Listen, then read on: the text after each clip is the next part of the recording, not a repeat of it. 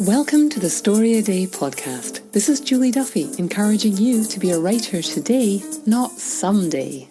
Good morning, good evening, good afternoon. This is Julie Duffy from the Story a Day podcast, and I have a wonderful special guest for us today. Gabriela Pereira is an author, speaker, and entrepreneur who wants to challenge the status quo of higher education.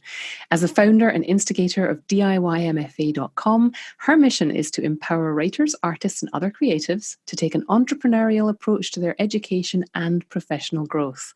Gabriela earned her MFA in writing from the New School, and she speaks at college campuses and national conferences.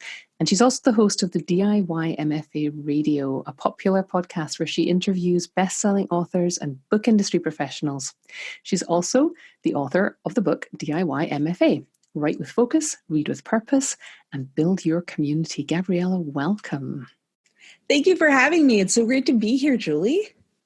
I don't know if people know this, but you and I got started in this online world around about the same time, and DIYMFA is also celebrating its 10th anniversary this year, so congratulations. Thank you. Congratulations to you and Story a Day. I remember you were like a half step ahead of me because you started in May and I kind of officially started in September. So I always looked to you and I was like, okay, Julie's doing this stuff. So I can do it too. And then it was helping me stay motivated at the beginning. So it was kind of awesome. Oh, that's great. And it's been so fun coming through this together because we take sort of slightly different. What we're trying to do for writers is sort of on slightly different ends of the writing process, but not entirely. So I think we've always been very complimentary, and it's been just absolutely wonderful to have you as part of my crew and to be part of yours all these years. And I'm going to get into, I want us to chat about what's changed over the last 10 years later. But first of all, I want to ask you, since we both do these events, right? You have your course that runs, I have the Story a Day May event, you do some in-person events. I want to ask you about when you were a kid.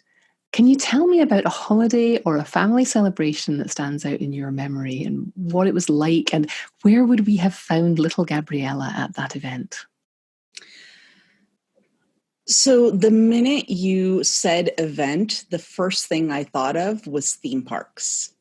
For me, yes, holidays were important and big and family time was big, but the times that really stick out in my mind were the times that my family took me to theme parks. I am obsessed with theme parks. In fact, when I've been doing some work in sort of figuring out the structure of DIYMFA and where we want to go. And I think of DIYMFA as a virtual theme park. And so I think of it as what's the architecture and what's the layout and who's building what buildings and things like that's how it's my life is theme. I have theme parks on the brain. So, I don't have recollection of this story, but I think it's very telling of who I am today. But when my parents took me to Disney World in Florida, and we had this thing, we'd go pretty much every year for many, many years of my childhood. And so I knew the parks inside and out by the time I was 3. And back in the day, this was before fast passes and wristbands and all that ridiculousness. And you could actually just walk up to the characters and talk to them because there wasn't a line, 75 people long to take a picture with whoever. So there was the Three Little Pigs were in that opening square, that main street square where you first come in, and the Big Bad Wolf was there. And I was about 3 or 4 at the time. And my parents, this is a story that's become a legend in our family because I march over to the Big Bad Wolf and I yank on his tail and he turns around. And then I'm like, you need to stop going after the Three Little Pigs. It's called a supermarket. Go buy your food. And everyone around us started cracking up. And I can only imagine the person in the Big Bad Wolf suit, trying to hold it in. Cause obviously they're not supposed to talk, but cause they're not supposed to break character, but it's just one of those things. And I feel that encapsulates who I am today. That's exactly what I would do is I march up to whatever metaphorical Big Bad Wolf there is out in the world and be like, you need to stop, go do something else.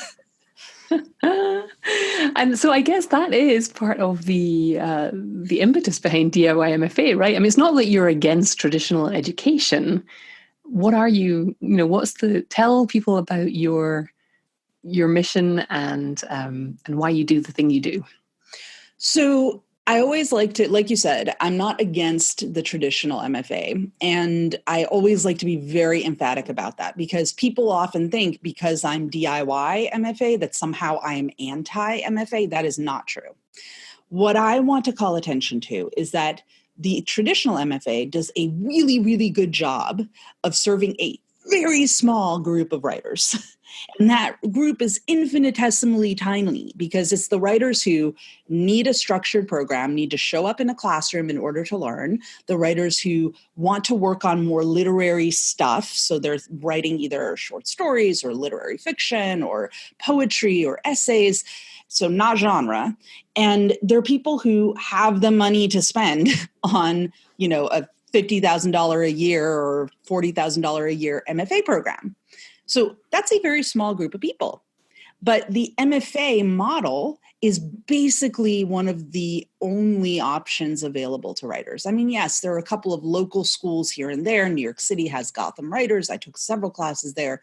Great school. I know there's Grub Street in Boston and a couple of others scattered around the country. But there aren't that many other choices aside from, especially if you want a more comprehensive program. You want like a longer course of study, not just take a class on writing sci-fi for 10 weeks or take a class on writing, poems for 6 weeks. If you want an actual course of study that will build you up to the point where you do feel confident that, yes, I can actually do this and it can be part of my life forever, that's really hard to find, even in some of these smaller, independent schools.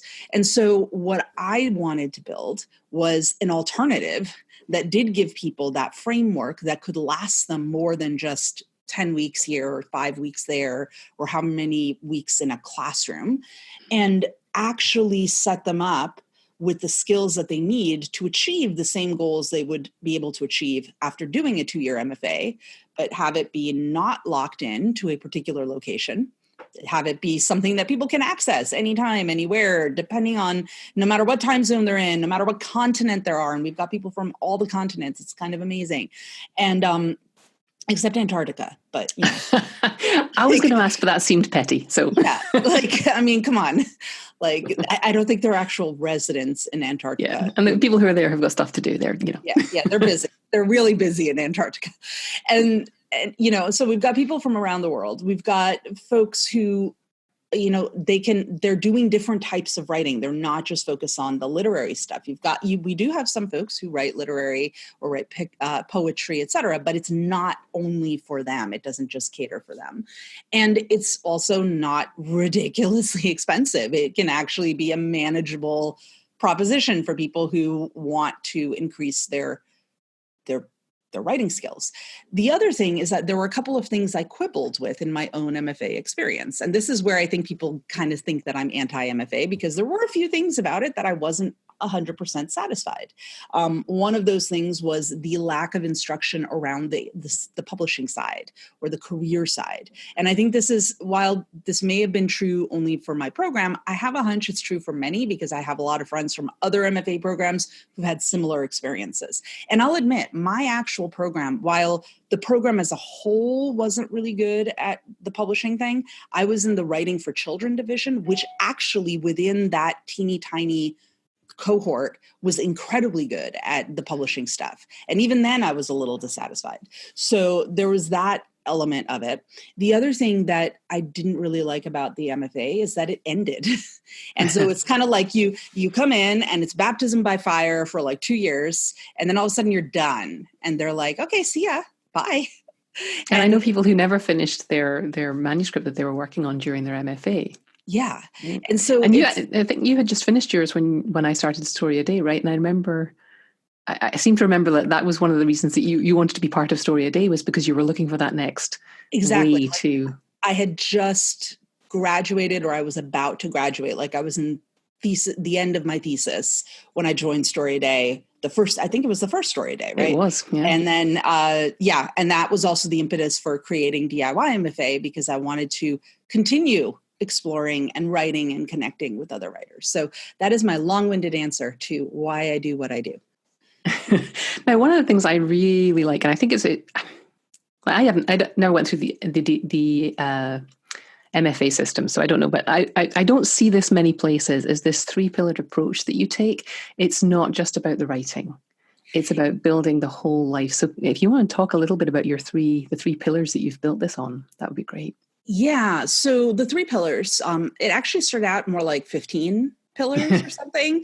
Like focus was a very big hurdle for me in the beginning. And if you look way back in the DIYMFA archives, like before we were even its own website, when it was a personal blog, you'll notice that there were a lot more things and ideas that I was juggling. And for me, it was really important to start paring things down into like a manageable number. So 3 felt like a good number. But where these things came from is they actually came from traditional MFA programs. Like what I did when I was developing DIY MFA is I had done a lot of research when I applied to my MFA program. I'd been in an MFA program, so I kind of took the curriculum that I had there.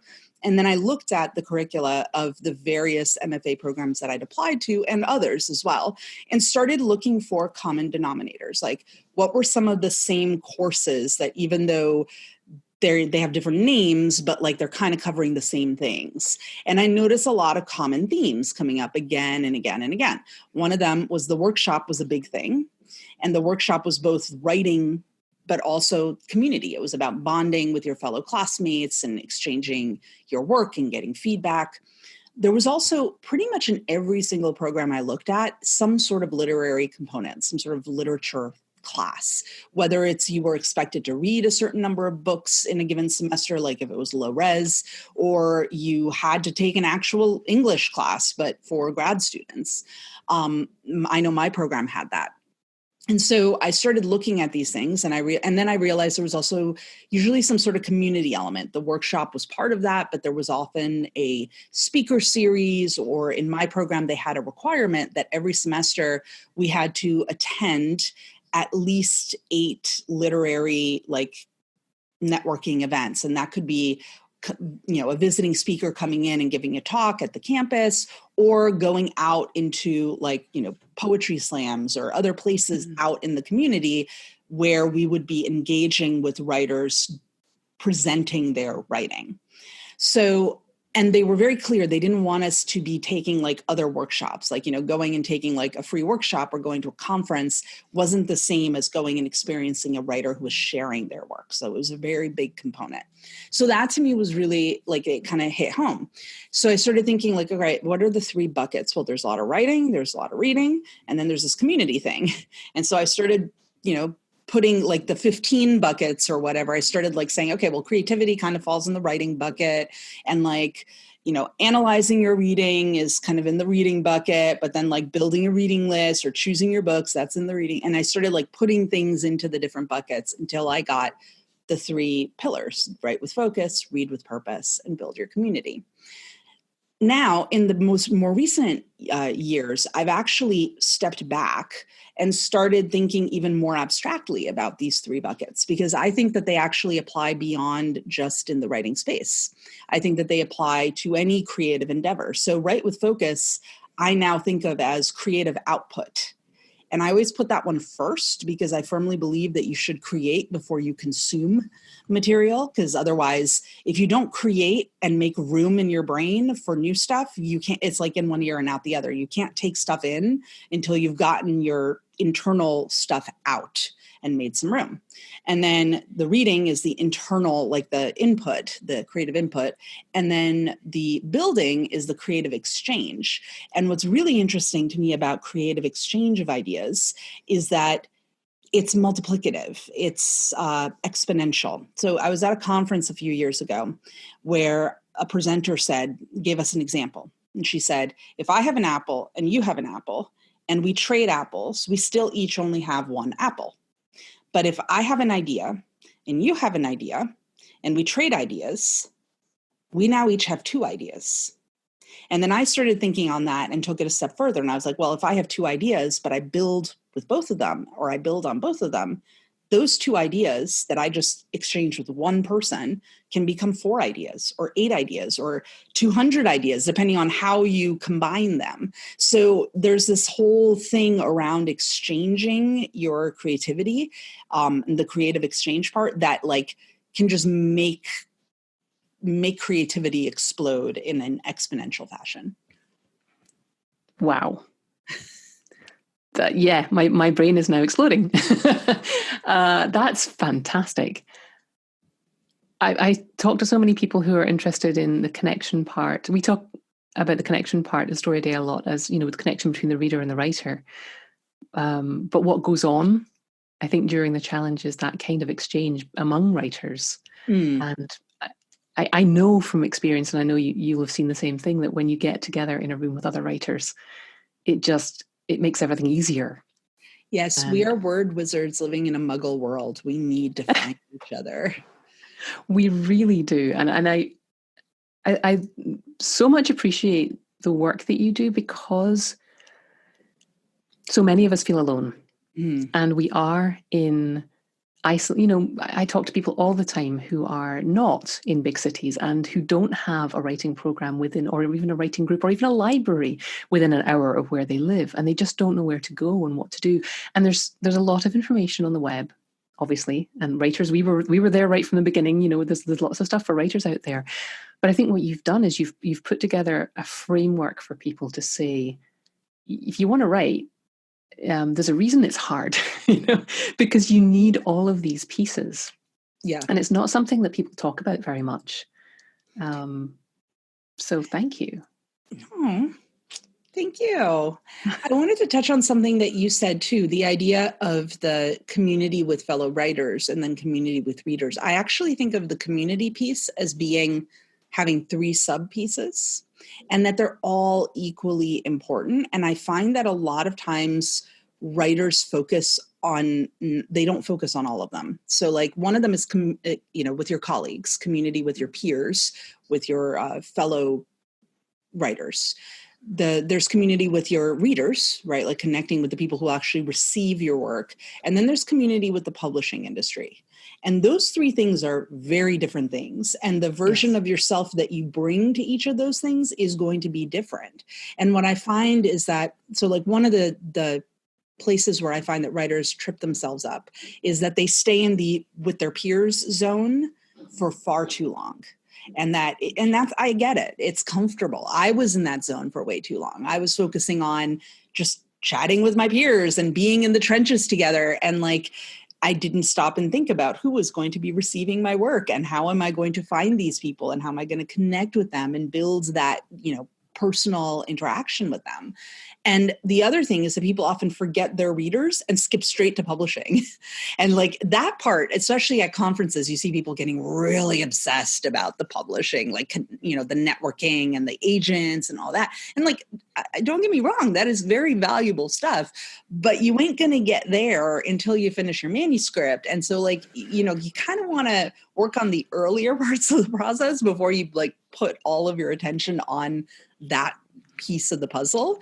That's one of the main reasons that although I come from a background in publishing and self-publishing, I don't talk about that stuff at Story a Day very often at all, because it's so important not to get hung up on that stuff if you're not already there, if you haven't already, started completing pieces and getting over the hard work of actually doing the creation and creating pieces that can be polished and shared.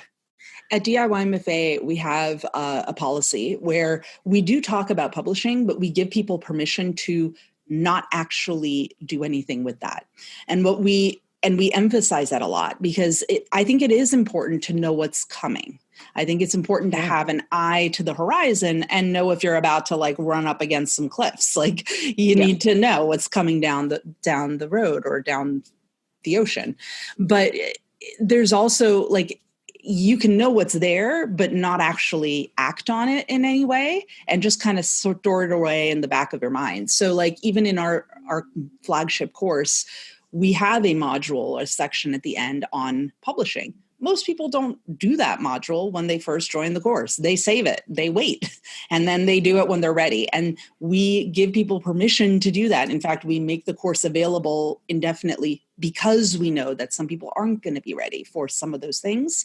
And we don't want them to feel pressured to have to complete everything just so they can check the boxes and be a good little student and just do the materials as they need them, because I think that's far more important. But I also think it would be a disservice if we didn't give them that, because then they wouldn't know what was coming. They wouldn't know where the road was leading them.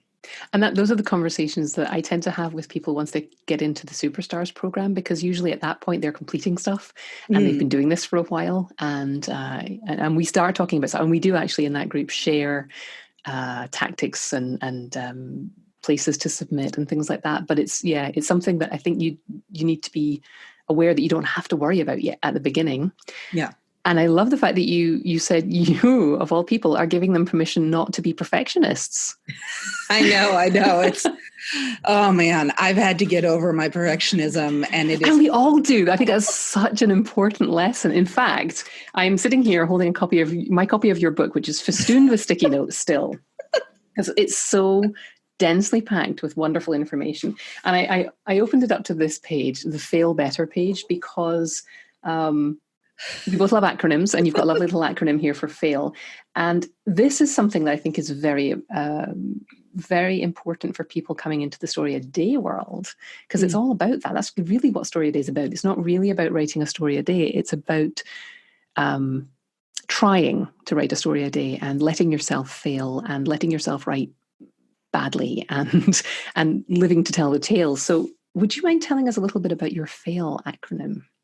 Yeah. So failure is kind of a big thing for me. In fact, I have a button in my little, I have this thing. It's like my brain book. It's my office in a packet. And I have one of these buttons that's on there that says failure is an option, because I have to remind myself that yes, you can fail. That is an option of all the things that you might do, all the outcomes.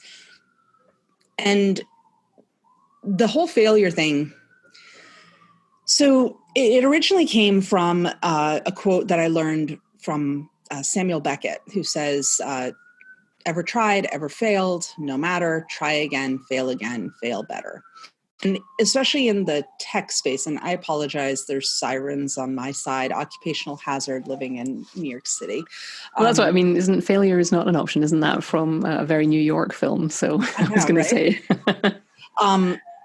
But the whole idea of failure and failing better is something that has been appropriated by a lot of the marketing people and the tech people. Let's fail faster. It's almost like they're trying to fail. And that is not what I'm talking about here. Failure sucks no matter what happens. We need to just acknowledge that. Failure just sucks. But you have to accept that it is a possibility. And that when it happens, it is actually not a completely destructive outcome.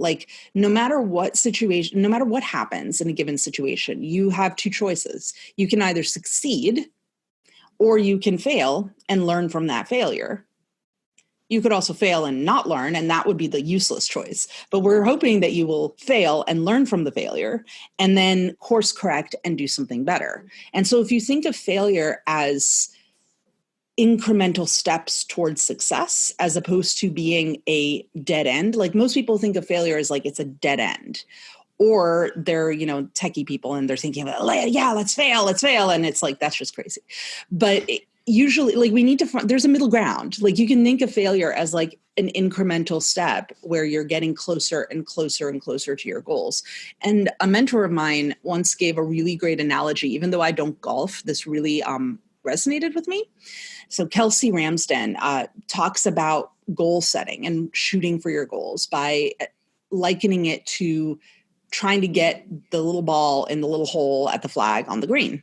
So most people will aim for the green or for the flag, and they try to get the ball to that end result. The problem with that is that if you're even a half of a degree off because of the distance between where you are and where the little flag is, that half degree could send the ball in a wildly different direction. If, however, you aim for a shorter increment, a half degree off isn't going to send you too far from that incremental step.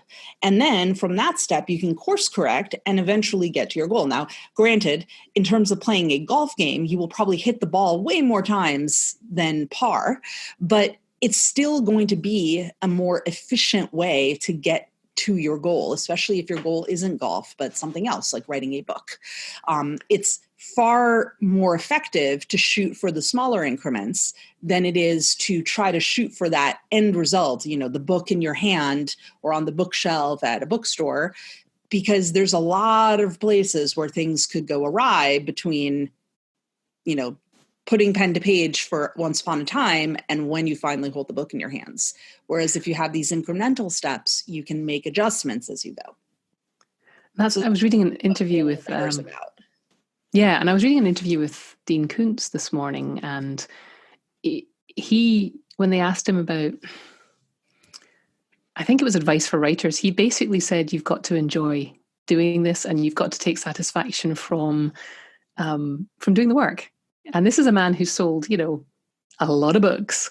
And he didn't say that he takes satisfaction from getting his books published or hearing from readers or, he said all those things as well. But the thing that he really wanted to push was you've got to take satisfaction from your relationship with your work. And I think that ties into something that you just said in there as well. Yeah. If the work isn't fun, don't do it. Writing is way too hard to do it if you don't like it. Like you really, it's not going to be fun all the time, but if it's torturing you, then yeah. This is another thing too, that I often will give people permission to choose something else. Like it is okay to not be a writer if writing is not really the calling of your heart. And it's okay to say no to certain types of writing. Like I've actually done that in my own career. Like I used to write a lot of fiction. I actually enjoy writing nonfiction more. That's more fun for me. And so, there are a lot of people who are like, hey, when are you going to write a novel? Or when are you going to take one of those mini novels you'd written way back in the day and, bring them back and publish them? And I'm like, well, probably never. I don't know. This is more fun for me. The type of writing I'm doing now is a lot more fun. And I would never have known that and gone to the MFA program and done all the fiction and then started DIYMFA. But it's also okay to say, you know what, I'm kind of done with that and move to the next thing or to the thing that really calls your heart. That's actually, I see that as an empowered move as opposed to a failure. Yeah, because you're responding to your vision of success and happiness rather than somebody else's imposed vision of what success looks like for a writer. I mean, you've got plenty of that, but it's, you're saying, well, these are the things that I'm going to do. And I've seen people come through, people who were with Story a Day for several years, and they've gone off and become like graphic artists, and just that's where opening the door to creativity took them. Which is a wonderful thing. And I am going to add too that the imposter syndrome is very real, and the feelings of a failure are very real, because, I made this choice that I'd pretty much stepped away from writing fiction. I kind of dabble in it every so often, but I know that that's not serious. My serious work is DIYMFA, and that is where I want to be. And I made that choice about 5 years ago. So 4 or 5 years ago.